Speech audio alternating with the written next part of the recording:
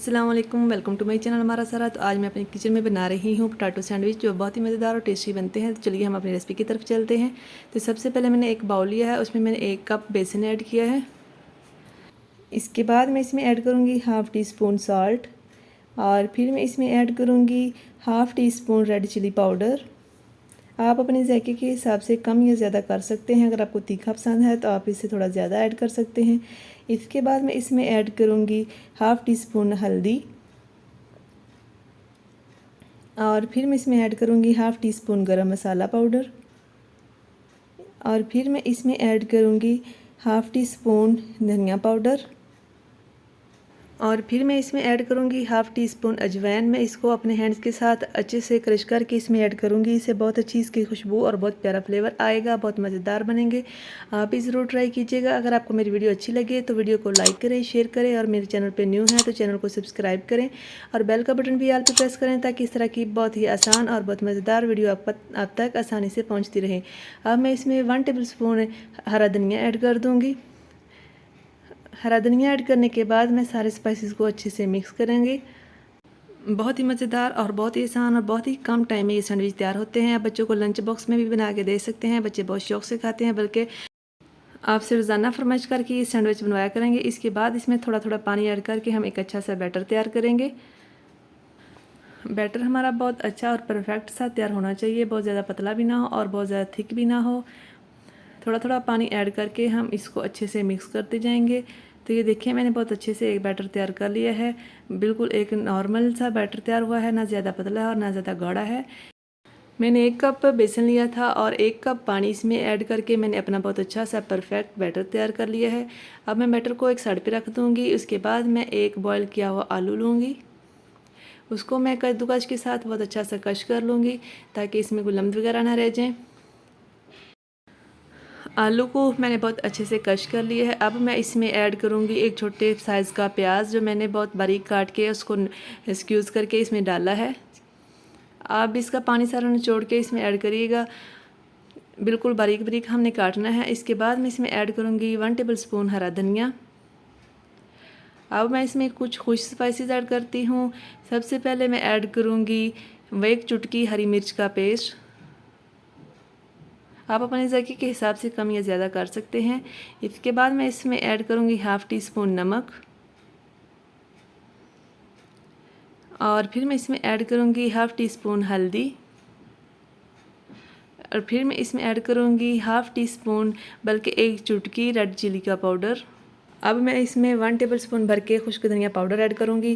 खुश्क धनिया का पाउडर थोड़ा सा ज़्यादा ऐड करिएगा, इससे बहुत ही प्यारी खुशबू और बहुत मज़ेदार हमारे सैंडविच तैयार होंगे। इसके बाद मैं इसमें ऐड करूँगी half tea spoon black pepper. आप अपने ब्रेकफास्ट में या इस तरह के सैंडविच में ब्लैक पेपर ज़रूर इस्तेमाल किया करें। इससे बहुत अच्छा फ्लेवर आता है और बहुत ही मज़ेदार बनता है, और हमारी सेहत के लिए भी बहुत अच्छा है। इसके बाद मैं इसमें ऐड करूँगी हाफ़ टी स्पून गरम मसाला पाउडर।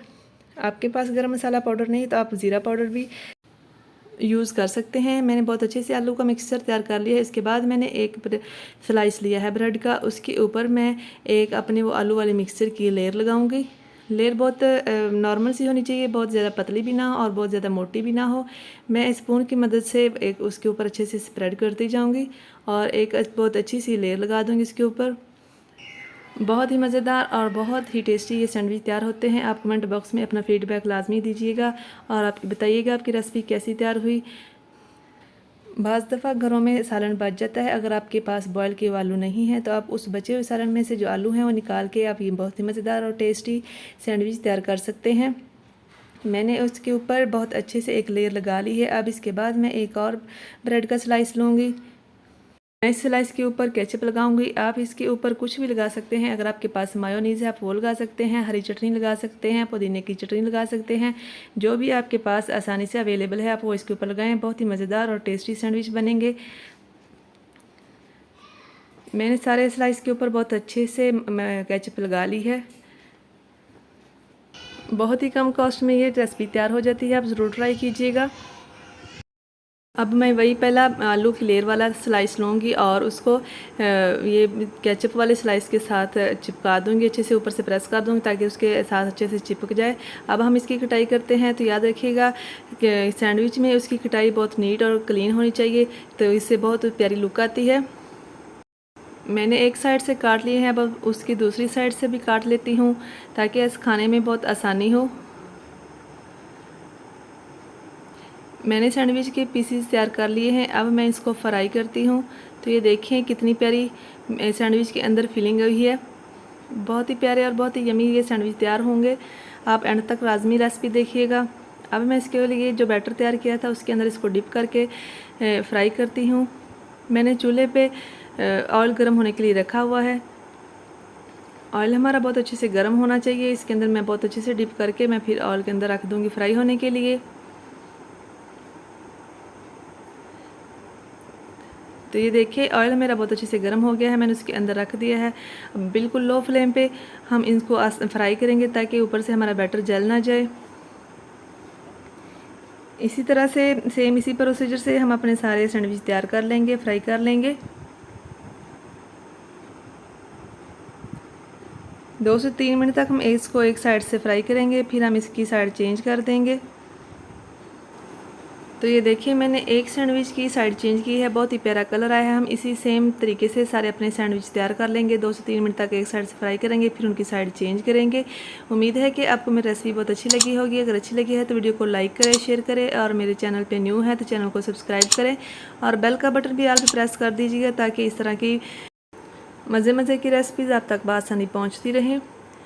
सैंडविच हमारे बहुत अच्छे से फ्राई हो गए हैं, अब हम इसको डिश आउट करते हैं। तो ये देखिए बहुत ही मज़ेदार और बहुत ही हमारे यमी सैंडविच तैयार हुए हैं। मैंने उसके ऊपर मायोनीज़ से गार्निश किए हैं। उम्मीद है कि आपको मेरी रेसिपी अच्छी लगी होगी। मिलेंगे एक और वीडियो के साथ, एक और रेसिपी के साथ। तब तक अपना बहुत सारा ख्याल रखिएगा, दुआ में याद रखिएगा, खुश रहिएगा और खुशियाँ बांटिएगा। Thanks for watching. अल्लाह हाफिज़।